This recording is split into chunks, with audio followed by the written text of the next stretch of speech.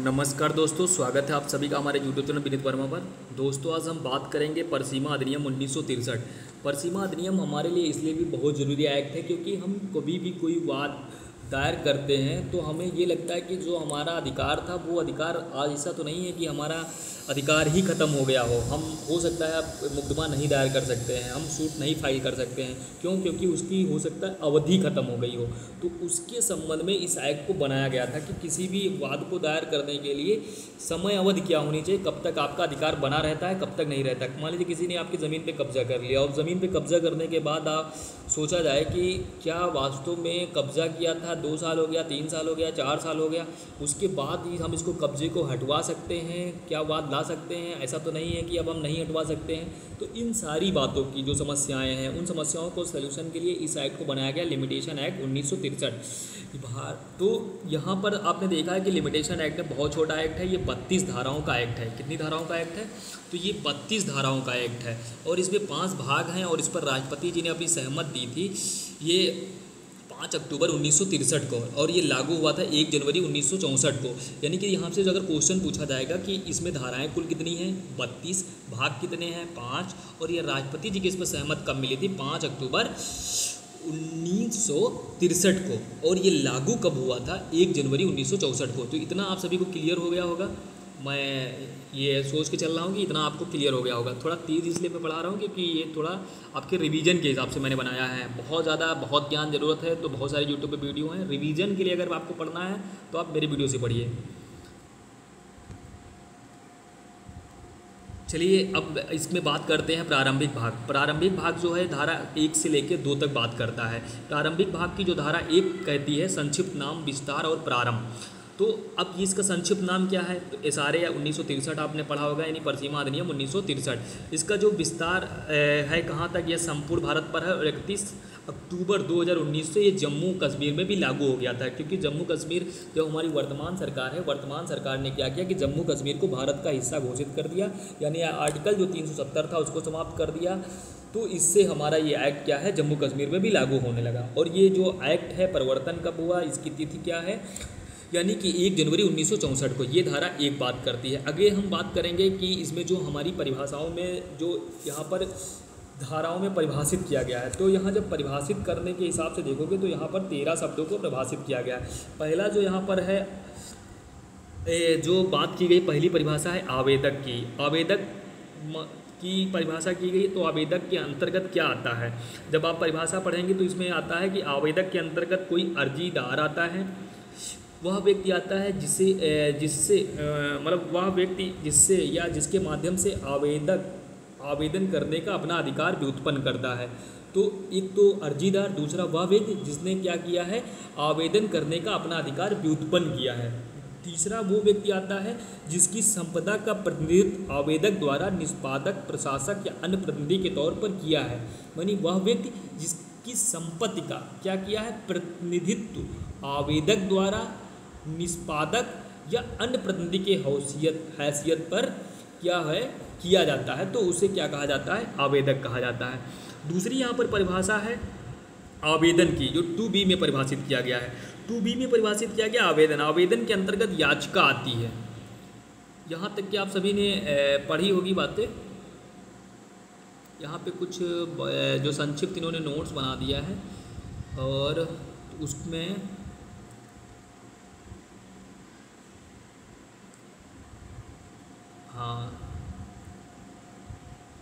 हाँ, हम लोग कहाँ पे थे? तो आवेदन पे थे। तो आवेदन, इसके अंतर्गत अर्जी आती है। विनिमय पत्र को जो है सी में परिभाषित किया गया है। विनिमय पत्र के अंतर्गत हुंडी एवं चेक आते हैं। तो विनिमय पत्र के अंतर्गत क्या आते हैं? हुंडी और चेक आते हैं।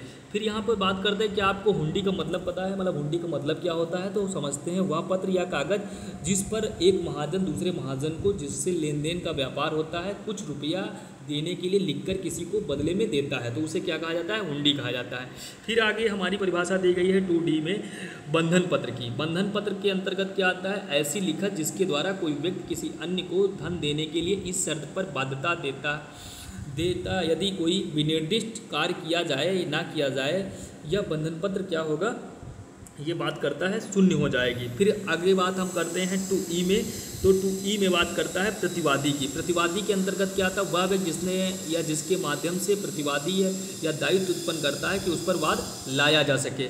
वह व्यक्ति जिसकी संपदा का प्रतिनिधित्व प्रतिवादी द्वारा निष्पादक, प्रशासक या अन्य प्रतिनिधि के रूप में किया जाता है। फिर अगली हमारी परिभाषा ये इंपॉर्टेंट है, 2F में परिभाषित है सुखाचार। सुखाचार से क्या संबंध है, क्या मतलब है, इसके बारे में बताया गया कि संविदा से उद्भूत ना होने वाला ऐसा अधिकार, संविदा से उत्पन्न होने वाला ऐसा अधिकार जिसके द्वारा कोई, जो संविदा से उद्भूत ना होने वाला ऐसा अधिकार जिसके द्वारा कोई व्यक्ति किसी अन्य की मृदा के किसी भाग को किसी अन्य की भूमि में उगी हुई या उससे संलग्न या उस पर कोई अस्तित्ववान किसी चीज़ को हटाने और अपने लाभ के लिए विनियोजित करने का हकदार होता है, वो क्या कहलाता है, सुखाचार कहलाता है।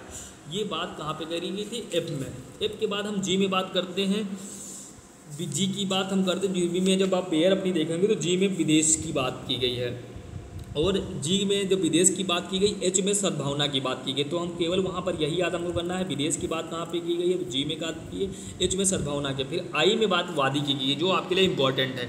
वादी की परिभाषा से आप क्या समझते हैं, तो वह व्यक्ति जिससे या जिसके माध्यम से वादी वाद लाने का अपना अधिकार व्युत्पन्न करता है। अभी आपने वादी को यहाँ पर पढ़ा है 2I में, अभी प्रतिवादी को आपने पढ़ा था 2E में। तो 2E में प्रतिवादी और 2I में वादी, ये याद रखना है। ये आपसे वहाँ पर कई बार परिभाषा पूछी गई है।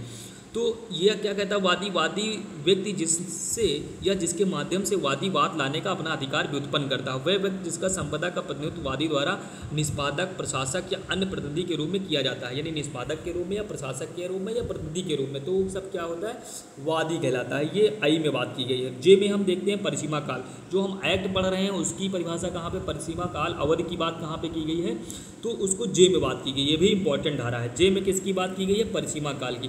परिसीमा काल की परिभाषा जब बेयर आप पढ़ोगे तो उसमें बात की गई है कि परिसीमा काल से वह परिसीमा काल अभिप्रेत है जो किसी वाद, अपील या आवेदन के लिए, कहाँ पर, किसी वाद में, अपील में या आवेदन के लिए जो अनुसूची विहित की गई है, अनुसूची इसी के अंतर्गत विहित की गई है, और विहित काल से वह परिसीमा काल अभिप्रेत है जो उस अधिनियम के उपबंधों के अनुसार संगठित परिसीमा काल हो। यानी कि कोई भी अनुसूची जो इस अधिनियम के अंतर्गत दी गई उसमें कोई अपील की समय बता दी गई अवधि, आवेदन के लिए अवधि बता दी गई वो, या कोई अधिनियम है उसके अंतर्गत डिसाइड कर दिया गया कि परिसीमा काल क्या है किसी बात को लाने के लिए, वो उसका अर्थ लगाया जाएगा कि वो परिसीमा काल है।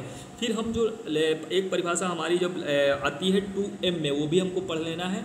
2M में जब बेयर आप अपने देखेंगे, देखो बहुत सारी अपनी बेयर लेके बैठिए, बेयर भी मेरे पास है, नोट्स भी है, नोट्स में वही चीज़ें हैं जो इंपॉर्टेंट है, लेकिन बेयर में आप जाइए 2M खोल के देखिए, उसमें अपकृत की परिभाषा दी गई है। और जब भी हम अपकृत विधि पढ़ते हैं तो उसमें सामंड महोदय पढ़ेंगे परिभाषा, और हम बिनफील्ड महोदय की परिभाषा पढ़ते, तो उसके साथ हमें बताया जाता है वहीं पर कि अपकृत की परिभाषा परिसीमा अधिनियम की धारा 2M में परिभाषित की गई है। कई बार ये अपने जर्नल जब भी एग्जाम होता है PCSJ का हो और APO का हो, वहाँ पर क्वेश्चन पूछा था कि अपकृत विधि की परिभाषा कहाँ है। तो परिसीमा अधिनियम की धारा 2M में अपकृत से ऐसे सिविल दोष अपकृत है जो केवल संविदा भंग या न्यास भंग ना हो, तो ये आप वहाँ पे देख लेंगे। फिर हम देखेंगे यहाँ पर एक जो परिभाषा है 2K वचन पत्र। 2K में वचन पत्र को परिभाषित किया गया। वचन पत्र ऐसी लिखत जिसके द्वारा उसका रचयिता या उसके अन्य को धन की कोई विनिर्दिष्ट है जिसमें परिसीमा, समय या मांग किए जाने पर अंकित है, तो वचनबद्ध कहलाता। तो वचन, हमको सिर्फ इतना याद करना कि 2K में क्या परिभाषित है, वचन पत्र। 2L में क्या परिभाषित है, वाद। 2M में अपकृत। ये तो सारी बातें हो चुकी हैं। तो फिर लास्ट अंतिम परिभाषा हमको देखना है 2N न्यासी की परिभाषा। तो न्यासी के इसके अंतर्गत आता है कौन सा, बेनामीदार, बंधकदार, बंधक की तुष्टि हो जाने के पश्चात भी कब्जे में बना रहने वाला या सदोष कब्जा रखने वाला व्यक्ति आता है। जब आप इसके न्यासी के अंतर्गत जब आप उस परिभाषा उसमें देखोगे, अधिनियम क्या आप लोग खोल लीजिए, उसमें देख लीजिए कि न्यासी के अंतर्गत बेनामीदार, बंधक की तुष्टि हो जाने के पश्चात कब्जे में बना रहने वाला बंधकदार या हक के बिना सदोष कब्जा रखने वाला व्यक्ति नहीं आता है, और सारे व्यक्ति क्या आते हैं, न्यासी के अंतर्गत आते हैं। तो आपको परिभाषा याद करना है। देखो 2A में क्या परिभाषा आपने पढ़ी, आवेदक की। 2B में क्या परिभाषा, फिर आवेदन। आवेदक पहले दिया गया, आवेदन बाद में है, ठीक है। तो A और B आपका क्लियर हो गया। फिर हम देखो पत्रों की बात की गई है, जितने पत्र हैं एक साथ याद कर लेना है। 2C में विनिमय पत्र, 2D में बंधन पत्र, 2B में 2C में विनिमय पत्र, 2D में बंधन पत्र और एक बार हमारा यहाँ पे 2K में वचन पत्र। तो जितने पत्र वाली बातें हैं हम एक साथ याद कर लेंगे। एक तो हम विनिमय पत्र, 2C, 2D में बंधन पत्र और 2K में वचन पत्र, ये हमारी बातें हो गई। फिर वादी प्रतिवादी को एक साथ याद कर लेंगे, 2E में प्रतिवादी और 2 हमारा जो I में है वादी है, ये हमारी बातें तैयार हो गई। फिर हम सुखाचार को याद कर लेंगे, F में है, कहाँ पे है, F में। फिर हम परसीमा काल J में याद कर लेंगे और जाके हम लास्ट N याद कर लेंगे, न्यासी की परिभाषा, ठीक है, N। बस इतनी परिभाषा अगर आपको याद है तो आपको किसी भी तरीके की समस्या नहीं होने वाली जो आपके क्वेश्चन गलत हो जाएगा। कुल आप जाइए 13 परिभाषाएं हैं, उनमें से आवेदक और आवेदन याद कर लीजिएगा, विनिमय पत्र और वचन पत्र और जो है वचन पत्र, विनिमय पत्र और बंधन पत्र, इतना याद कर लेना, C, D और K। और उसके बाद आप ये वादी प्रतिवादी याद कर लेना, E और I और J याद कर F याद कर लेना सुखाचार को, क्योंकि ठीक है, F सुखाचार याद कर लेना और J आप परसीमा काल याद कर लेना और आप जो है L वाद याद कर लेना, N जो है और M जो है अपकृतविद और N न्यासी, इतना याद करके आप चले जाना। पेपर में आपसे कोई भी परिभाषा गलत नहीं होगी और इतना ही पूछा जाता है। फिर आगे हम बात करेंगे इस एक्ट के जो है भाग 2 को। पहला भाग आपका कहाँ से शुरू हुआ था, 1 से लेकर 2 तक। दूसरा भाग आपका जो शुरुआत हुआ है जो बात करता है वादों, अपीलों और आवेदनों की परिसीमा, किसकी, वाद की, अपील की और आवेदनों की परिसीमा क्या हो, उसके बारे में बात कहाँ पे की गई है, तो पार्ट 2 में बात की गई है। धारा 3 क्या कहती है, परिसीमा का वर्जन, मतलब परिसीमा का वर्जन। अब धारा 4 क्या बात करती है, विहित काल के बारे में बात करती है। विहित काल के बारे में क्या बात की, जब न्यायालय बंद हो तब क्या होगा, और कुछ कतिपय दशाएं में विहित काल क्या होगा, उसके बारे में 4 और 5 आपको पढ़ना है। फिर निर्योग्यता के बारे में बात है, निर्योग्यता के बारे में धारा 6, 7, 8 में है। विधिक निर्योग्यता के बारे में 6 में है और किसी एक की निर्योग्यता के बारे में 7 में है और विशेष अपवाद किसमें है, 8 में। तो यानी कि आपको क्या पढ़ना है, परिसीमा काल का वर्जन की बात कहाँ पे की गई है, 3 में। विहित काल के बारे में बताया गया जब न्यायालय बंद हो तब विहित काल कहाँ पे है, 4 में। 5 में है कतिपय दशाओं में। और जो 6, 7, 8 है जो निर्योग्यता के बारे में बात कर, विधिक निर्योग्यता बात है 6 में। 7 में है किसी एक की निर्योग्यता के बारे में और 8 में है विशेष अपवाद के बारे में। तो शुरुआत, ये आपका डायग्राम एकदम तैयार कर लेना, छप जाना चाहिए आपके दिमाग में। 3 में परिसीमा काल है, विहित काल से 2 धाराएं हैं, 4 और 5। 4 में न्यायालय बंद होगा और 5 में है कतिपय दशाओं में। और 6 में और 7 में 8 में निर्योग्यता के बारे में, विधिक निर्योग्यता 6 में है, किसी एक की निर्योग्यता के बारे में 7 है, 8 में है विशेष अपवाद। क्लियर यहाँ तक। फिर आगे हम बात करेंगे परिसीमा काल का वर्जन। जब हम धारा ये पढ़ते हैं परिसीमा काल द्वारा वर्जन, तो इसके बारे में कहाँ पे बात की गई, धारा 3 में। धारा 3 का जब आप पहली उपधारा देखोगे तो पहली धारा का उपधारा क्या कहती है कि धारा 4 से 24 तक, यानी कि कहाँ पे 4 से 24 तक, इस अधिनियम की धारा 4 से 24 तक, जिसके अंतर्गत ये दोनों धाराएं आती हैं, ठीक है। अंतर्विष्ट उपबंधों के अध्ययन, मतलब उसके अधीन रहते हुए कि विहित काल के पश्चात हर संचित वाद की गई अपील, किया गया आवेदन खारिज कर दिया जाएगा, यद्यपि प्रतिरक्षा के तौर पर परिसीमा काल की बात उठाई ना गई हो। यानी क्या कहा गया है कि देखो, जब बेयर आप पढ़ोगे ज़्यादा क्लियर होगा। बेयर में क्या लिखा है, धारा 4 से 24 तक अंतर्विष्ट उपबंधों के अधीन यह है कि विहित काल के पश्चात हर संचित वाद की गई अपील, किया गया आवेदन खारिज कर दिया जाएगा। अगर विहित काल के जो भी धारा 1 से 4 से 24 तक के बाद अंतर्विष्ट है उसके उपबंधों के अधीन रहते हुए क्या किया जाएगा, विहित काल के पश्चात हर एक वाद और संचित जो अपील होगी उसका आवेदन खारिज कर दिया जाएगा, यद्यपि प्रतिरक्षा के तौर पर परिसीमा की बात ना उठाई गई हो। मतलब वहाँ पे परिसीमा की बात ना भी उठाई गई हो फिर भी वाद क्या कर दिया जाएगा, खारिज कर दिया गया। ये बातें कहाँ पे की गई हैं, धारा 3 की उपधारा 1 में। फिर धारा जो है उपधारा 2 क्या कहती है, उपधारा 2 कहती है, जब आप बेयर पढ़ोगे तो इसमें लिखा है कि इस अधिनियम के प्रयोजन के लिए यह है कि वाद की संस्थिति मतलब संचित करने की बात करता है। पहला यहाँ पर आप देखोगे A, B और C, वाद की संस्थिति A और B में है विशेषवाद संचित और C है उच्च न्यायालय में प्रस्ताव की सूचना पर आवेदन।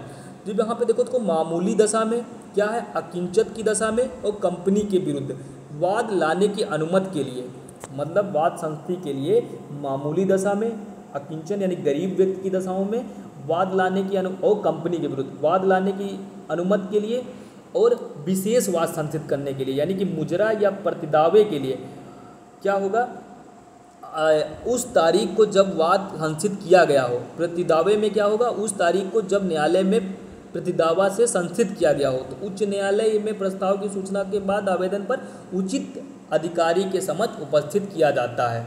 तो क्या होता है जब किया जाता है। फिर विहित काल के बारे में तो आपको समझ, तो इस अभी धारा को पढ़ोगे कि इस प्रयोजन के लिए यह है कि वाद, जब पूरी बेर में जाओगे तो लिखा है इस अधिनियम के प्रयोजन के लिए यह है कि वाद संस्थित मामूली दशा में तब होती है जब वाद पद उचित अफसर के सामने उपस्थित किया जाता है। दूसरी अकिंचित की दशा में जब अकिंचित के तौर पर वाद लाने की इजाज़त के लिए उसे आवेदन किया जाता है, तब से परसीमा काल शुरू हो जाती है। उस कंपनी के विरुद्ध वाद लाने के लिए शासकीय में जो पहली बार प्रशासक के पहली बार जब लाया जाता है। मुजरा के लिए जब लाया जाता है तो मुजरे की दशा में उस तारीख को जिसको वाद संस्थित किया गया है, जिसे मुजरा की अभिवचन किया गया हो, या प्रतिदावे की दशा में उस तारीख को जिसको न्यायालय में प्रतिदावा किया गया हो, संस्थित किया गया हो।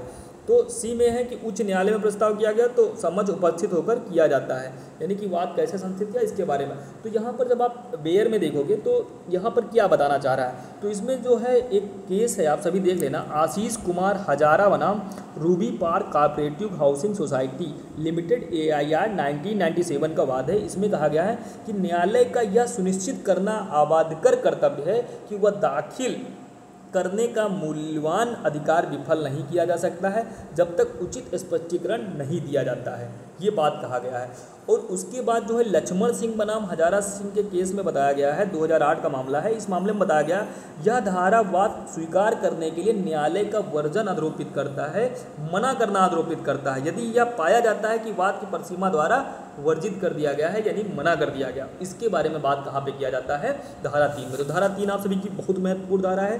परसीमा काल द्वारा वर्जन की बात कहाँ पे की गई है, 3 में की गई है। क्लियर आप सभी को।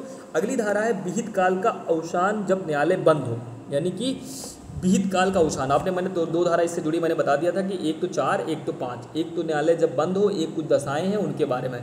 तो विहित वाद अपील आवेदन क्या किया जाएगा, विहित काल के अवसान जब न्यायालय बंद हो, वाद अपील आवेदन उस दिन संचित किए जा सकेंगे जब न्यायालय फिर खुलेगा। मान लीजिए आज न्यायालय बंद था, और आज ही वो जो हमको 30 दिन का समय जो मिला था कि 30 दिन के अंतर्गत अगर हमारे साथ चोरी होगी 30 दिन के अंतर्गत आपको अधिकार लाया जाएगा, या कोई संविदा भंग का वाद है जिसमें 3 दिन के अंदर लाना जाएगा, तो तीसरे दिन पड़ गया मान लीजिए मंगलवार, संडे पड़ गया या मंगलवार की छुट्टी कोई पड़ गई, तो आप ये नहीं है कि अगले दिन तो परसीमा काल 3 दिन यही हट गए तो उसके बाद तुम नहीं डाल, अगले दिन जब न्यायालय खुलेगा उस दिन को माना जाएगा। इसलिए इस बात कहाँ पे की गई है, 4 में। एक सामान्य सिद्धांत है, विहित काल के अवसान होने पर न्यायालय बंद हो तब क्या होगा, तब होगा ये कि अगला जो दिन आएगा छुट्टी का निकाल दिया जाए तो उसके बाद जब खुलेगा न्यायालय तब वो माना जाएगा। फिर धारा 5 क्या कहती, अपील आवेदन। अपील आवेदन की बात कहाँ पे की गई है, धारा 5 में। कतिपय दशाओं में विहित काल का विस्तारण, जब आप बेर की पढ़ोगे तो वहाँ पे बात की विहित काल का कतिपय दशाओं में विस्तारण। कोई भी अपील या कोई भी आवेदन जो सिविल प्रक्रिया संहिता 1908 के आदेश 21 के उपबंधों में से किसी के अधीन के आवेदन से भिन्न हो, विहित काल के पश्चात ग्रहण किया जा सकेगा यदि अपीलार्थी या आवेदक न्यायालय का यह समाधान कर दे कि उसके पास ऐसे काल के भीतर अपील या आवेदन न करने के लिए पर्याप्त हेतु है। अगर ये हम साबित कर दें कि हमारे पास जो समय हमको मिला था कि हमको 1 साल 10 साल 5 साल के अंदर न्यायालय में वाद दाखिल कर देना था, लेकिन अगर न्यायालय को यह समाधान हो जाए कि उसके पास ये न्यायालय को ये सब बात करवा दो कि हमारे पास पर्याप्त हेतु था जिसलिए मैं नहीं कर पाया, तो क्या होगा कि वो भी समय को माफ़ कर सकता है। इस धारा के में अगर देखा जाए तो एक केस है इस पर, यूनियन ऑफ इंडिया बनाम manager Jain and associate AIR 2001 का केस है, जिसमें कहा गया कि विलंब की माफ़ी, आवेदन या वाद दाखिल करने में विलंब को माफ़ किया जा सकता है यदि विलंब के लिए पर्याप्त कारण दर्शित कर दिया जाए। और वो कारण कैसा होना चाहिए इसके बारे में बात की गया था। स्टेट बैंक ऑफ इंडिया बनाम वेदनाथ फंगाल डेयरी फर्म का वाद है, जिसमें सकारण आदेश के बारे में बात की गई थी कि विलंब की माफ़ी के लिए आवेदन के निस्तारण का आदेश सकारण आदेश होना चाहिए। फिर इसमें क्या आता है, एक केस है MK प्रसाद बनाम B अरुणवा बाई का जो केस है इसमें बताएगा विवेकाधिकार का प्रयोग के बारे में बताएगा। इस धारा के अधीन न्यायालय को विलंब को माफ़ करने या माफ़ करने से इनकार करने का विवेकाधिकार है, किंतु विवेकाधिकार का प्रयोग सारभूत न्याय करने के लिए किया जाता है ना चाहिए। यानी कि धारा विवेकाधिकार की बात न्यायालय के कहाँ पे है, तो धारा 5 में है। ठीक है, अगली हम जब बात करेंगे यही धारा 9 में, धारा 9 क्या कहती है कि समय का निरंतर चलते रहना, एक बार समय का चलना प्रारंभ हो जाए फिर किसी भी पाक्षिक निर्योग्यता से नहीं हो सकता। तो धारा 9 इसी के साथ हमको पढ़ना होता। तो धारा 9 एक बार बेयर आप लोग खोल लीजिए, वो कहती है समय का निरंतर चलते रहना। बेयर देखोगे तो वहाँ लिखा है जहाँ की एक बार समय का चलना प्रारंभ हो जाए वहाँ वाद संस्थित करने या आवेदन करने की किसी भी पाक्षिक निर्योग्यता या अयोग्यता से वह नहीं रुकता है, परंतु जहाँ की किसी लेनदार की संपदा का प्रशासन पत्र उसके ऋणी को अनुदत्त कर दिया गया हो, वहाँ ऐसे ऋण को वसूल करने के बाद के परिसीमा काल का चलते रहना तब तक निलंबित रहेगा जब तक प्रशासन चलता रहेगा। ठीक है, तो ये बातें आप सभी को, तो यानी कि एक तो समय वो चलता रहता है और तो हमको जो है परिसीमा काल में जो न्यायालय बंद हो उसके समय के बारे में, तो या विहित काल के बारे में हमको क्लियर हो गई। धारा हमने क्लियर कर ली 5, धारा हमने 4 और धारा 9। अब अगली धारा हम बात करेंगे धारा 6। धारा 6 आप सब निकाल लीजिए अपनी बेयर, उसमें क्या लिखा है, विधिक नियोग्यता। तो विधिक नियोग्यता ये बहुत लंबी धारा है, इसमें उपधाराएं 5 हैं। सबसे पहले एक स्पष्टीकरण दिया गया है। उपधारा 1, इसमें क्या कहा गया कि वाद संस्थित करते समय या डिग्री के निष्पादन के लिए, वाद संस्थित करने के लिए या डिग्री के निष्पादन के लिए जब विहित काल की गणना की जानी हो तब अपर्याप्त माइनर पागल जड़ हो तब नियोक्ता के अंत होने के पश्चात उतने ही काल के भीतर आवेदन कर देना चाहिए। अगर कोई व्यक्ति माइनर है, पागल है, जड़ है, तब इन नियोक्ता का अंत होने के पश्चात उतने ही काल के भीतर आवेदन कर दिया जाए। यानी कि कोई व्यक्ति है जो केस ला सकता था लेकिन वो पागल था या वो छोटा व्यक्ति, मतलब वो 18 साल की आयु नहीं प्राप्त करता था, जड़ था, तो जब ये अगर वो जिस दिन वो 18 के ऊपर हो गया तब वाद ले आए, जब वो पागल था वो ठीक हो गया तब ले आए। तो इस नियोग्यता के लिए बात की गई है कहाँ पर, धारा जो है 6 में। तो फिर क्या कहती है, दो यहाँ पर जो बात की गई है दूसरे में कि 2 नियोक्ताओं से ग्रस्त हो तो दोनों नियोक्ताओं के अंत पर, अगर मतलब 2 चीज़ें हैं, पागल भी है अभी छोटा भी है, तो वो नियोक्ता का अंत हो जाए। तीसरे में नियोक्ता उस व्यक्ति की मृत्यु तक बनी रहेगी, विधिक प्रतिनिधि उतने ही काल के भीतर आवेदन कर सकेगा। अगर मान लीजिए जीवन भर पागल रहता है तो वो जीवन भर अपने नहीं कर पा रहा है बात, कोई दिक्कत नहीं, फिर वही बात विधिक प्रतिनिधि के ऊपर वो चला जाएगा, फिर वो कर सकता है केस। तो इसके बारे में बात की गई है 3 में। उपधारा जो 4 में बात की गई कि विधिक प्रतिनिधि की नियोक्ता 6(1) से लेकर 2 तक वो बन लागू होते हैं। फिर 5वें में नियोग व्यक्ति की मृत्यु, तो विधिक प्रतिनिधि वाद संस्थित कर सकेगा, इसके बारे में 5 में बात की गई। तो इस तरीके से आपने देखा कि विधिक नियोक्ता, जैसे आप लोगों ने सोचा होगा कि परिसीमा काल में कैसे छूट व्यक्ति को मिल जाएगा, कैसी नियोक्ता होंगी। तो अगर वो पागल है, 18 साल की उम्र नहीं पूरा है, जड़ व्यक्ति है, तो उस व्यक्ति को पता ही नहीं कि मेरा कौन सा अधिकार छीन लिया गया है। तो जब वो ख़त्म हो जाए तब उसको केस लाने का अपना मतलब परिसीमा काल बीत भी गया होगा फिर भी उसको छूट मिलेगा। इसके बारे में प्रावधान किया गया है जो धारा 6 में। धारा 7 हमारी क्या बात करती है, आप सभी बेयर निकाल लीजिए। बेयर में क्या लिखा है, कई व्यक्तियों में से एक की नियोक्ता। अगर कई व्यक्ति हैं उसमें से एक नियोक्ति है तो उसमें क्या होगा, ये धारा उन्मोचन का बारे में बात करती है। तो ये जब धारा बेयर पढ़ोगे तो बेयर में लिखा है कि जहाँ की वाद संस्थित करने या डिग्री के निष्पादन के लिए आवेदन करने के लिए संयुक्ता हकदार व्यक्ति में से कोई एक ऐसी किसी नियोक्ता के अधीन हो, उस व्यक्ति की सहमत के बिना उन्मोचित कर दिया जा सकता है, वहाँ उन सबके विरुद्ध समय का चलना आरंभ हो जाएगा। किंतु जहाँ की ऐसे उन्मोचन ना दिया जा सकता हो वहाँ उनमें से किसी के भी विरुद्ध तब तक समय का चलना आरंभ ना होगा जब तक उनमें से कोई एक अन्य की सहमत के बिना ऐसे उन्मोचन देने के लिए सामर्थ्य ना हो जाए या उस नियोक्ता का अंत ना हो जाए। तो एक तरीके से ये कहना चाह रहा है, अगर मान लीजिए 3-4 लोगों का कोई अधिकार छीन लिया गया है और उसमें एक व्यक्ति पागल है, तो एक व्यक्ति जब तक तो जो व्यक्ति के पास है उसकी सहमति क्या है, यहाँ पे लिखा क्या है कि जहाँ सहमति के बिना उन्मोचन किया जा सकता है वहाँ उन सब के विरुद्ध समय का चलना आरंभ हो जाएगा। अगर सहमत के बिना उन्मोचन दिया जा सकता है उसको, तो एक व्यक्ति को निकाल दिया जाएगा, तो वहाँ से समय चलना प्रारंभ हो जाएगा। फिर क्या कहता है, जहाँ सहमत के बिना उन्मोचन के लिए सामर्थ्य ना हो तो वहाँ उनमें से किसी के भी विरुद्ध तब तक समय चलना आरंभ ना होगा कोई एक अन्य की सहमत के बिना ऐसे उन्मोचन देने के लिए सामर्थ्य ना हो। ठीक है, ये बातें हो गई। स्पष्टीकरण इसमें दो हैं, आप सभी स्पष्टीकरण को देख लीजिए। स्पष्टीकरण में बात की गई है स्थावर संपत्ति दायित्व उन्मोचन लागू होता है। स्थावर संपत्ति में दायित्व का उन्मोचन क्या है, लागू होता है। स्पष्टीकरण 2 में बात करता है कि मिताक्षराविद द्वारा शासित हिंदू अविभक्त कुटुंब का कर्ता कुटुंब के अन्य सदस्यों की सहमति के बिना इस धारा के प्रयोजन के लिए उन्मोचन देने के लिए सामर्थ्य केवल तब समझा जाएगा जब वह अभियुक्त कुटुंब की संपत्ति का प्रबंधन कर रहा। अगर संपत्ति का प्रबंधन संबंधित है तो कुटुंब का सदस्य है तो उसमें एक अगर निर्योग भी है तब भी उसकी सहमत मान लिया जाएगा और वो बात ला सकता है। इसके बारे में बात की गई है। तो ये हो गई हमारी एक निर्योग्यता। तो विधिक निर्योग्यता की हमने बात की थी जिसमें ज़्यादा हमारे निर्योग व्यक्ति थे, 7 में निर्योग व्यक्ति है, केवल एक व्यक्ति उनमें से निर्योग्य है। फिर 8वीं निर्योग्यता संबंधित एक और हमारी धारा थी 8वीं विशेष अपवाद क्या है। तो ये बात करते हैं कि धारा 6, जब आप धारा 8 खोल के देखेंगे बेयर में तो वह बात कर रही है कि धारा 6 या धारा 7 की कोई भी बात सुफा अधिकारों को परिवर्तित करने के वादों को लागू नहीं होगी, न किसी वाद अथवा आवेदन के परिसीमा काल की नियोग्यता के अंत से या उसके ग्रस्त व्यक्ति की मृत्यु से 3 वर्ष से अधिक विस्तारित करने वाली समझी जाएगी। यानी कि यहाँ पे क्या बात कर रहे हैं, एक तो है धारा 6 और 7 लागू नहीं होगी, कहाँ पर, विशेष अपवाद में। सुफा अधिकारों को परिवर्तित करने के वाद पर, मतलब सुफा अधिकारों के परिवर्तित करने वाद पर ये बातें धारा 6 और 7 नहीं लागू होगी। 3 साल से अधिक विस्तारित करने वाली सभी समझी जाएंगी निर्योग्यता के अंत हो जाएंगे, 3 साल में निर्योग्यता की अंत हो जाएगी। और जो ऋणग्रस्त व्यक्ति होगा उसकी मृत्यु से तो नहीं लागू होगा। तो ये बात क्या कर रही है, 3 वर्ष की बात, यहाँ पर 3 वर्ष महत्वपूर्ण है, आप लोग याद कर लेना। 9वीं आपकी मैंने पढ़ा ही दिया था धारा। अब हम अगली धारा बताएंगे 10। धारा 10 क्या कहती है, आप सभी अपनी बेयर निकाल लीजिए। धारा 10 क्या कहती है, मतलब बताती है कि न्यासियों तथा उनके प्रतिनिधियों के विरुद्ध वाद, मतलब न्यासी और उसके प्रतिनिधि के विरुद्ध वाद के बारे में क्या नियम है।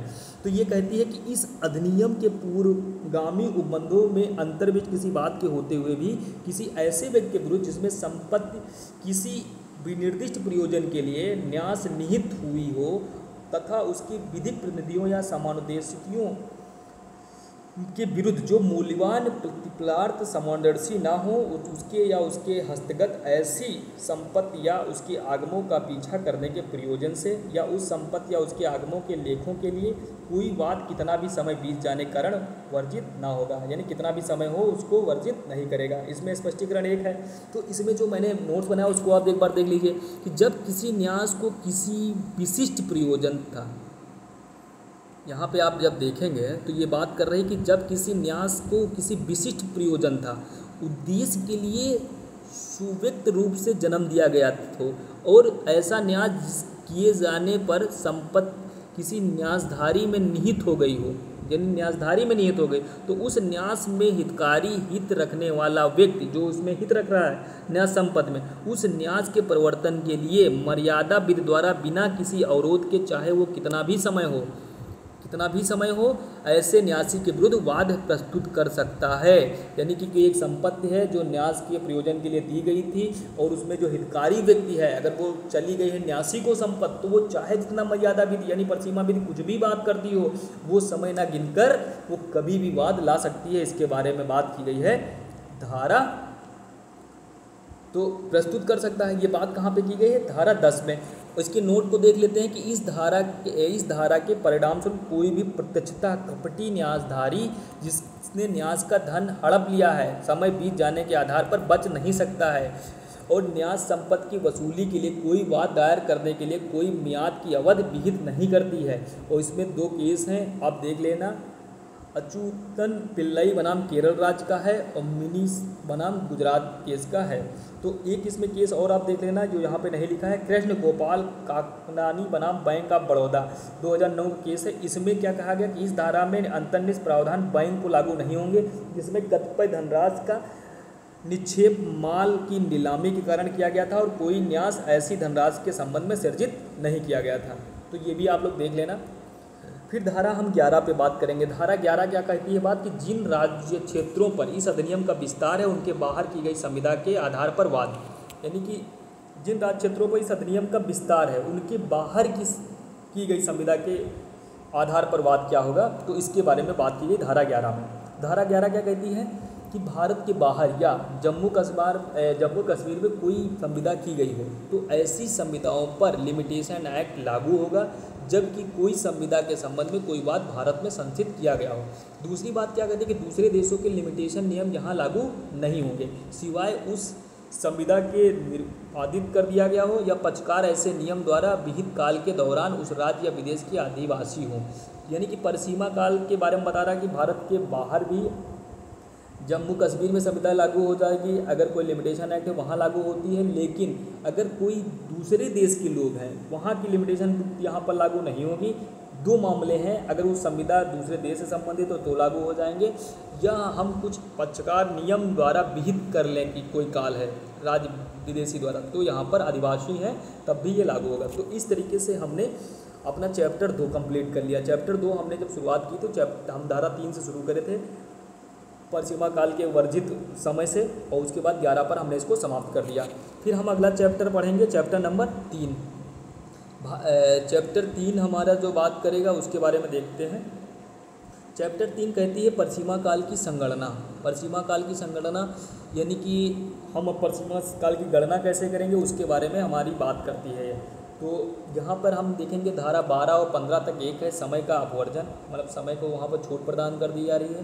धारा 17 से 21 हम प्रभाव के बारे में पढ़ेंगे, और 22 और 24 में नई परिसीमा का प्रारंभ एवं अन्य रूल क्या है उसके बारे में। तो यानी 12 से 15 समय का अपवर्जन छूट कहाँ प्रदान की गई है, 17 से 21 तक हम पढ़ेंगे प्रभाव के बारे में, और धारा 22 से 24 तक हम पढ़ेंगे नई परिसीमा काल की प्रारंभ एवं अन्य रूल क्या है। यहाँ पे धारा जब 12 हम पढ़ेंगे तो आप सब अपनी बेयर निकाल लीजिए। धारा 12 क्या कहती है, विधिक कार्रवाइयों में समय का अपवर्जन। विधिक कार्रवाई में समय का अपवर्जन क्या है, तो विधिक कार्रवाइयों में समय का अपवर्जन जो उसकी जो है हम उपधारा जब हम देखेंगे अपनी बेयर में जाके तो इसकी उपधाराएं 4 हैं। उपधारा 4 को हमने यहाँ पर सरल भाषा में लिख लिया, आप यहीं से पढ़ लीजिए। क्या है पढ़ना आपको, यहाँ पे जो बात की गई है आप लोग देख लीजिए एक बार। एक बात है कि वाद अपील आवेदन पर लागू है। क्या है यहाँ पर बात, जब आप लोग देखेंगे तो यहाँ पे बात की गई है कि विधिक कार्रवाइयों में समय का अपवर्जन वाद अपील आवेदन पर लागू है। क्या समय संगणना में वह दिन अपवर्जित कर दिया जाएगा जिससे ऐसे परिसीमा काल की गणना की जाती है, मतलब वह समय छोड़ दिया जाएगा जिससे परिसीमा काल, मतलब कोई वाद है अपील है आवेदन में, तो संगणना में वह समय छोड़ दिया जाएगा जिसमें ऐसी परिसीमा काल की गणना की जाती है। दूसरी है किसी अपील के लिए था तो ऐसे आवेदन के लिए जो अपील की अनुमति या पुनरीक्षण या पुनर्लोकन के लिए वो दिन छोड़ दिया जाएगा। फिर अगली जो बात है धारा जो इसी के उपधारा जो है 3 में जो बात की गई है उसको हम लोग देख लेते हैं। फिर वो क्या करती है कि तो वह समय अपवर्जित कर दिया जाएगा जब जिस दिन परिवादित निर्णय सुनाया गया था तथा उस डिग्री आदेश या दंडादेश की अपील की गई थी या जिसका पुनरीक्षण पुनर्लोकन स्थित किया गया था, प्रतिलिपि प्राप्त करने में लगा समय अपवर्जित कर दिया जाएगा। यानी कि अगर कोई बात मतलब दाखिल किया जाता है तो उसकी अपील की हमको प्रतिलिपि नहीं मिलती है तो वो जब तक प्रतिलिपि नहीं मिलेगा, रिवीजन का कोई हमको वो नहीं मिलेगा पत्र, तब तक के हम क्या करेंगे उस समय को छोड़ देंगे।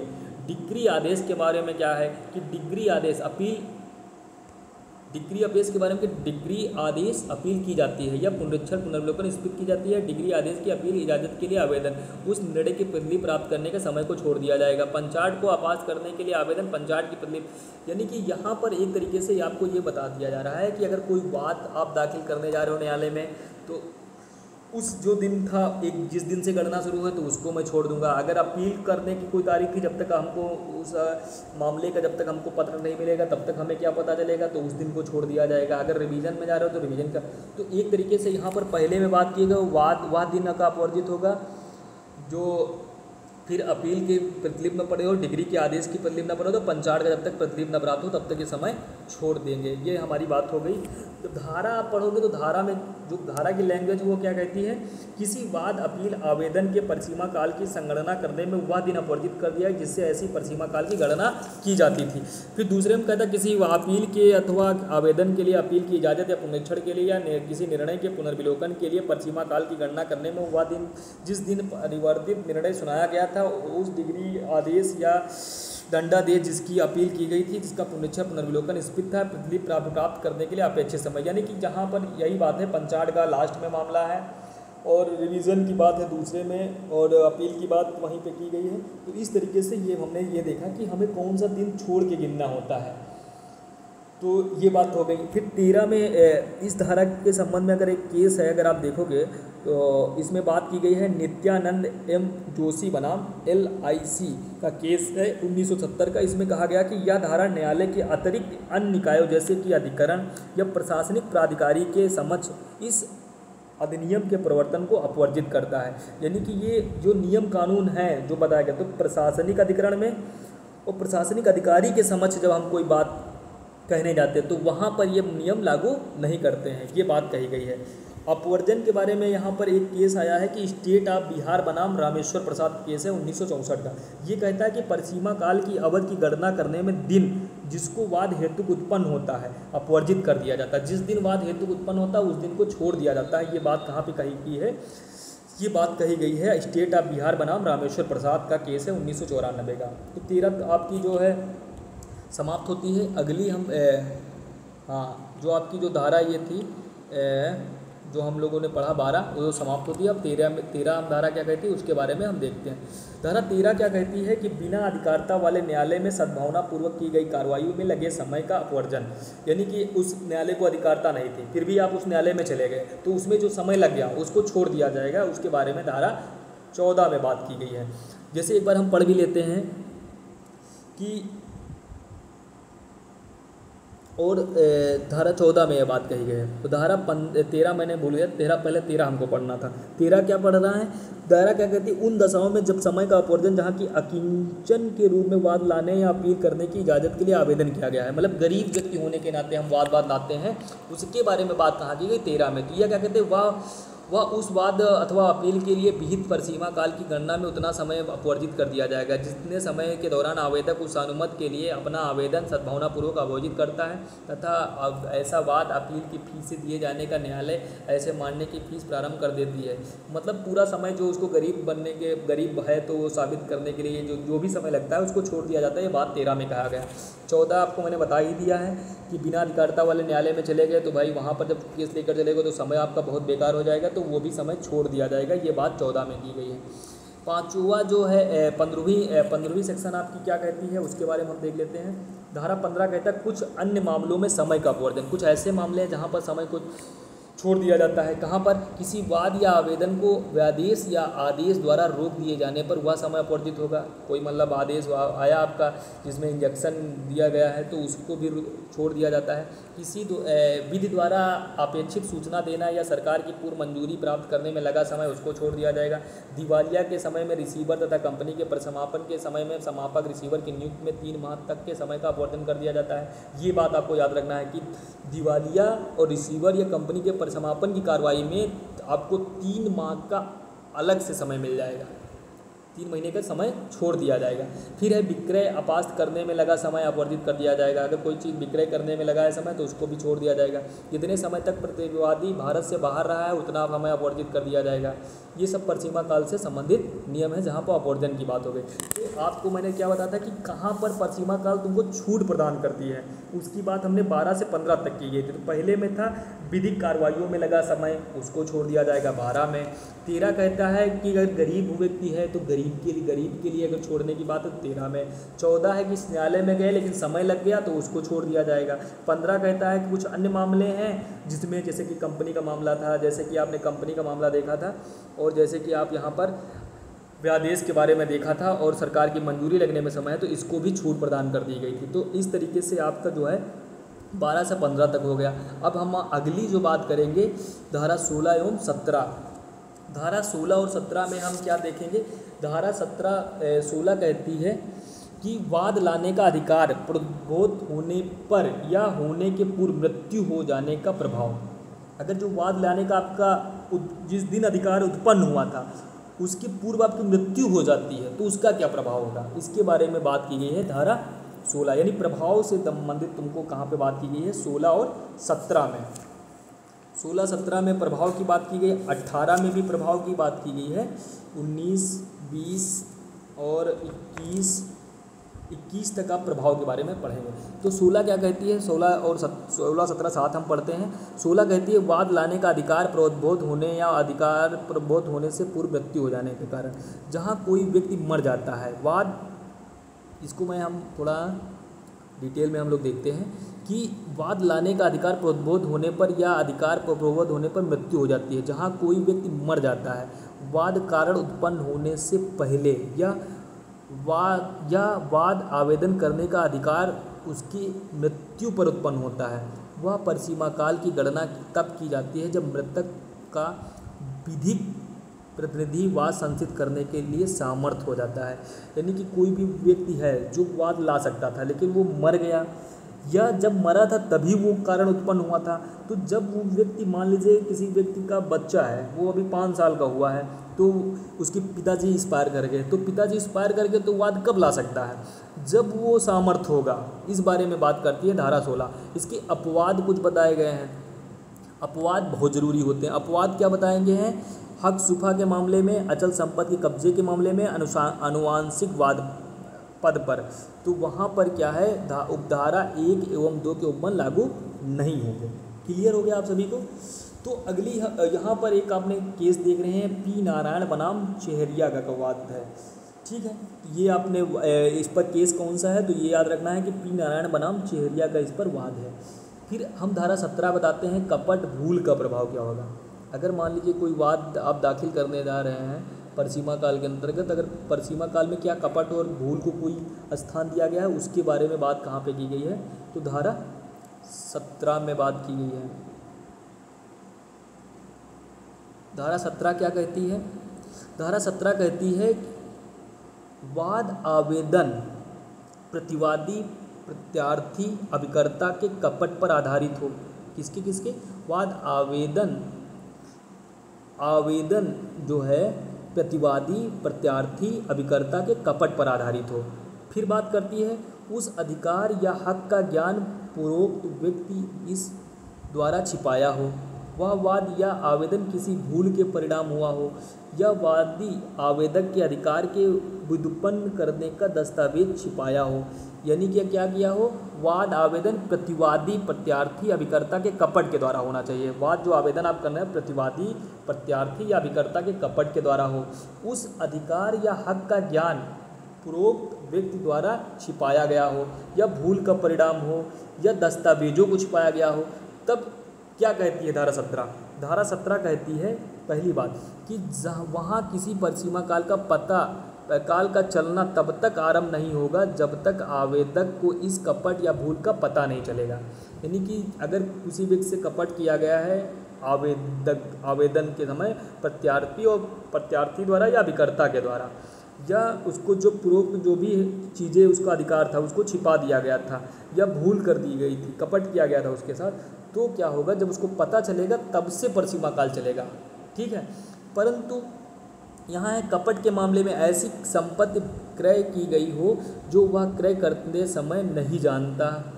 ठीक है, तो कपट किया गया हो। भूल में क्या है कि भूल के मामले में जो यह जानता हो कि भूल की गई हो।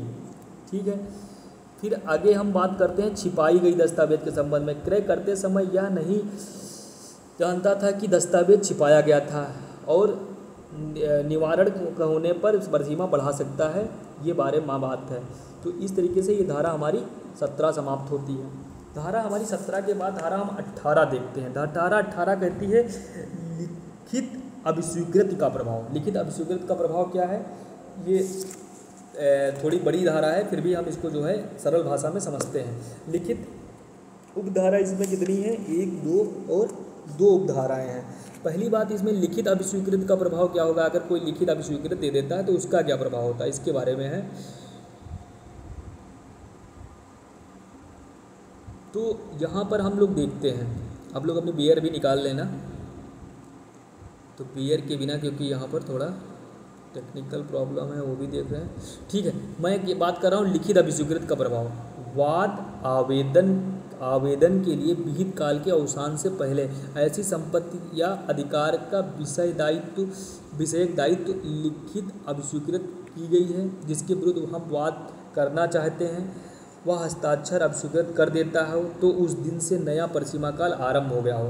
क्या कहना चाह रहा है, जब आप बेयर पढ़ोगे तो लिखा है इसमें कि जहाँ की किसी संपत्ति या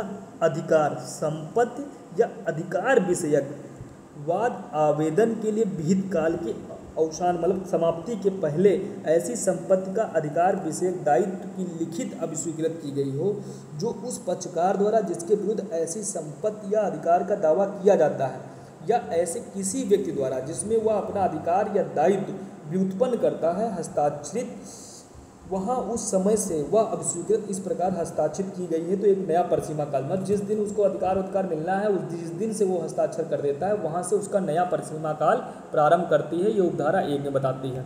उपधारा 2 क्या कहता है कि बिना तारीख की उल्लिखित अभिस्वीकृत है तो मौलिक साक्ष्य दिया जा सकेगा।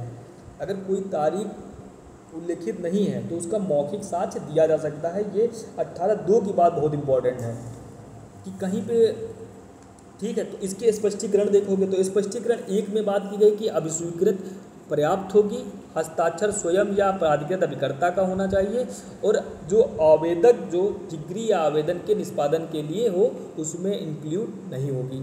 ठीक है, केस आप लोग देख लेना, मेसर्स लक्ष्मी रतन बनाम कॉटन मिल्स एल्युमिनियम कॉर्पोरेशन बनाम इंडिया का केस है, ये देख लेना आप सभी। धारा 19 हम लोग बात करेंगे। धारा 19 क्या कहती है, ऋण लेने या वसीयत का संपदा ब्याज लेखे संदाय का प्रभाव क्या होगा। तो ऋण लेने वसीयत का संपदा ब्याज लेखे संदाय का प्रभाव क्या होता है। तो इसमें जब आप पढ़ोगे तो ये स्पष्टीकरण इसमें एक है, स्पष्टीकरण इसमें ए और बी करके दिया गया है। एक स्पष्टीकरण के अंतर्गत यहाँ पे बात की गई है कि ऋण लेखे या वसीयत या संपदा का ब्याज लेखे का संदाय का प्रभाव क्या होगा। तो प्रभाव क्या होगा इसके बारे में बात की गई है। क्या बात की गई है ये हम लोग देखते हैं। ऋण या वसीयत संपदा का संदाय विहित काल के अवसान के पूर्व किया जा सकता हो तो नई परिसीमा लागू हो सकती है। अगर ऋण या वसीयत या संपदा का संदाय विहित काल के समाप्ति के पूर्व किया जाता है तो नया परिसीमा, अगर ये समय है उसके पूर्व किया जाता है तो नया परिसीमा काल लगे, परंतु ऐसा संदाय 1 जनवरी 1928 के पूर्व किया गया हो। संदाय कब किया गया हो, 1 जनवरी 1928 के पूर्व के, तो अभिस्वीकृत दस्तावेज में हस्ताक्षर लेख में क्षेत्र होगा। आप लोग क्लियर देखिए, अपना स्पष्टीकरण देखेंगे तो ये समझ में बातें आ जाएंगी। स्पष्टीकरण क्या कहता है कि जहाँ की बंधिक भूमि बंधकदार के कब्जे में हो वहाँ ऐसी भूमि के भाटक या उपज की प्राप्ति संदाय मानी जाएगी। ठीक है, ऋण के अंतर्गत वह धन नहीं आता है जो न्यायालय की डिग्री या आदेश के अधीन संदाय होगा। क्लियर यहाँ तक। फिर हम लोग क्या करेंगे, ये अगली धारा हम लोग पढ़ेंगे, धारा 20। धारा 20 क्या कहती है, धारा 20 कहती है, अब लोग बेयर निकाल लें कि इसमें क्या कहा गया, किसी अन्य व्यक्ति द्वारा अभिस्वीकृत या संदाय का प्रभाव। अगर अन्य व्यक्ति अगर कोई अभिस्वीकृति प्रदान करता है तो उसका क्या प्रभाव होगा। तो धारा 18-19 निमित्त सम्यक प्राधिकृत अभिकर्ता नियोक्ता में हो तो इस एजेंट की ओर से उसकी विधिक संरक्षक या प्रबंधक सुपुर्द करता है या फिर नियोक्ता के एजेंट या एजेंट के परिधि में आएगा। ठीक है, ये बातें हो गई। फिर है कि ज्वाइंट, अगर पिटिशनर है तो क्या होगा, संयुक्त भागीदारी है, अभिकर्ता है। फिर आप जब देखोगे तो वहाँ पे बात की गई कि धारा 18-19 में इस निमित्त सम्यक प्राधिकृत अभिकर्ता पद के अंतर्गत नियोक्ता के अधीन व्यक्ति की दशा में उसका विधि पूर्ण संरक्षक, सुपुर्ददार, प्रबंधक अभिस्वीकृत हस्ताक्षर करने अथवा संदाय करने के लिए ऐसे संरक्षक, सुपुर्ददार या प्रबंधक द्वारा सम्यक रूप से अभिकृत अभिकर्ता, यानी कि कोई व्यक्ति है जो अभिकर्ता के रूप में वहाँ नियुक्त किया गया है सम्यक रूप से, अब वही गलत निकल जाएगा तब क्या होगा उसके बारे में है। जो 2 कहता है कि उक्त धारा में कोई भी बात अनेक संयुक्त संविदाकर्ताओं, भागीदारों, निष्पादकों या बंधकदारों में से किसी एक को उनमें से किसी अन्य या किसी अन्यों द्वारा या अभिकर्ता द्वारा हस्ताक्षरित लिखित अभिस्वीकृत या किसी किए गए संदाय के कारण ही प्रभाव भी नहीं देगा, यानी प्रभाव कोई नहीं देगा। ये बारे में बात हो गई। तो अब कब नया परिसीमा काल लागू होगा, इसके बारे में बात की गई है धारा 21 में, 22 में और 23 में। ये हम लोग देखते हैं। ये हमारी धारा जो है इम्पोर्टेंट है थोड़ी, 21, 22 और 23। 21 क्या बात करती है, नया या प्रतिवादी प्रतिस्थापित करने या जोड़ने का प्रभाव। नयावादी या प्रतिवादी प्रतिस्थापित या जोड़ने, अगर कोई वाद हम दाखिल कर रहे हैं, नया व्यक्ति उसमें जुड़ रहा है, वादी प्रतिवादी या कोई नया व्यक्ति वहाँ पे स्थान ले रहा है, तो परिसीमा काल क्या होगी। इंपॉर्टेंट धारा है धारा 21। धारा 21 क्या कहती है, जब आप देखोगे उपधाराएं इसकी, तो उपधारा इसमें दो हैं। पहली उपधारा कहती है वहाँ वाद संचित किया समझा जाएगा जहाँ इस प्रकार पक्षकार बनाया गया है। पहले से वाद संचित माना जाएगा जब किसी हित का समुद्देशन किया गया है, यानी किसी को दे दिया गया है उसकी तरफ, तो वहाँ पर क्या मानेगा, जिस दिन से वाद वहाँ पर संचित किया गया तब से माना जाएगा। ठीक है, वाद संचित किसी समय समझा जाएगा जब जिस प्रकार पक्षकार बनाया गया है, मतलब जो वो पक्षकार बनाया जाएगा उसी दिन से माना जाएगा। ये बात 21 करती है। 22 क्या करते, चालू रहने वाले भंग और अपकृत के लिए है क्या है, क्योंकि चालू रहने वाले भंग अपकृत के विषय में क्या होगा। तो ये धारा जब आप पढ़ोगे, बेयर में लिखा है, किसी चालू रहने वाले संविदा भंग या चालू रहने वाले अपकृत की दशा में एक नया परिसीमा काल उस समय के दौरान प्रतिक्षण चलना आरंभ होता है जिसमें यथास्थिति ऐसा भंग या अपकृत चालू रहता है। यानी कि कोई बात चालू रहती है तो परिसीमा काल, तो जब भी वो चालू रहता तो उस समय से एक नया परिसीमा काल स्टार्ट होता है। ये बात कहाँ पे की गई है, धारा 22 में। 23 में क्या करती है, 23 कहती है कि उन कार्यों के लिए प्रतिकर का वाद जो विशेष नुकसानी के बिना अनुयोज्य नहीं हो, यानी कि उन कार्यों के लिए प्रतिकर का वाद जो विशेष नुकसान के लिए बिना प्रयोज्य नहीं हो, यानी कि उन कार्यों के प्रतिकर। तो यहाँ पे जब बेरा पढ़ोगे तो ये कहती है कि उस कार्य के लिए जिसमें कोई वाद हेतु तब तक उद्भूत नहीं होता है जब तक उससे कोई विनिर्दिष्ट क्षति वस्तुतः नहीं होती है। प्रतिकर के वाद की दशा में परिसीमा काल उस समय से संगठित किया जाएगा जब क्षति की जाए, यानी कि जब किसी व्यक्ति को क्षति की जाएगी तब से वो परिसीमा काल माना जाएगा। फिर जो 24 बात करती है वो भी देख लेते हैं यहीं पर। 24 कहती है लिखतों में वर्णित समय की संगणना, यानी कि जब सब लिखते इस अधिनियम के प्रयोग के लिए जो है ग्रेगोरियन कैलेंडर को निर्दिष्ट करने वाली लिखित समझी जाएंगी। मतलब कि जो ग्रेगोरियन आपका कैलेंडर है उसके आधार जो सीधा मतलब है अंग्रेजी कैलेंडर से उस दिन की समय को गणना बात हो गया ये। फिर हम अगला जो चैप्टर है हमारा चैप्टर नंबर 4। चैप्टर नंबर 4 कहता है कि कब्जे द्वारा स्वामित्व का अर्जन।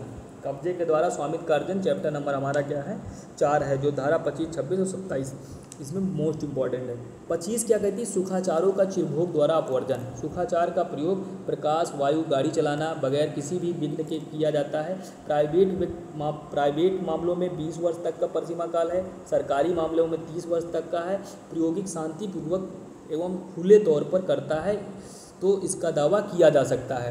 यानी सुखाचार के लिए अगर प्राइवेट व्यक्ति के संबंध में कोई वाद है तो 20 वर्ष तक के, सरकारी व्यक्ति है तो 30 वर्ष तक प्रायोगिक शांतिपूर्वक खुले और प्रकाश की बात करता है। ठीक है, 26 इतनी ही बात याद करना, ज़्यादा नहीं, 20 वर्ष 30 वर्ष याद करके जाना है। धारा 26 में क्या है, सुखाचार के लिए 25 बात करती, 26 क्या करती, अनुसेवी संपत्तियों के उत्तरभोगी के पक्ष में अपवर्जन। ठीक है, तो अनुसेवी संपत्तियों के उत्तरभोगी के पक्ष में अपवर्जन क्या है कि जहाँ की कोई भूमि जल जिसके ऊपर सुखाचार उत्पन्न किया गया है जो आपको आजीवन उपयोग के लिए मिला है तो 3 साल से अधिक के लिए दी गई है, तो वहाँ पर कितना समय दिया गया है, 3 साल से अधिक के लिए दी गई है, तो वह अवधि क्या होगा, इंक्लूड हो जाएगी 20 वर्ष में।